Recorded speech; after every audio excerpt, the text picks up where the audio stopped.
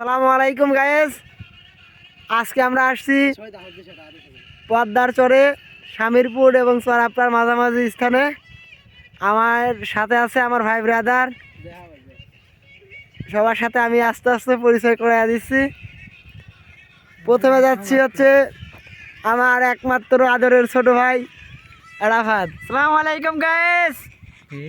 এরপরে আমরা যাচ্ছি আমার চাচতো ভাই সাইমির কাছে। এরপরে যাচ্ছি আমার আর একটা চাচতো ভাই মেহেদি খানের কাছে। আসসালামু আলাইকুম গাইস।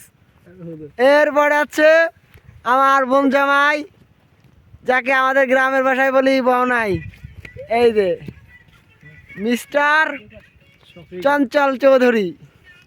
এরপরে আছে আমার আর একটা ছোট ভাই আসসালামু জুলহাস হোসেন। এরপরে আমাদের আর একটা ভাই চাচতো ভাই সাব্বির হোসেন, আমাদের হুজুর ভাই।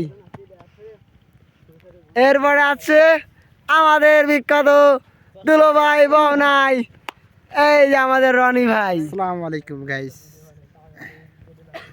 গায়েস, আজকের ভিডিও এখানে সমাপ্ত করছি। সবাইকে আল্লাহ হাফেজ।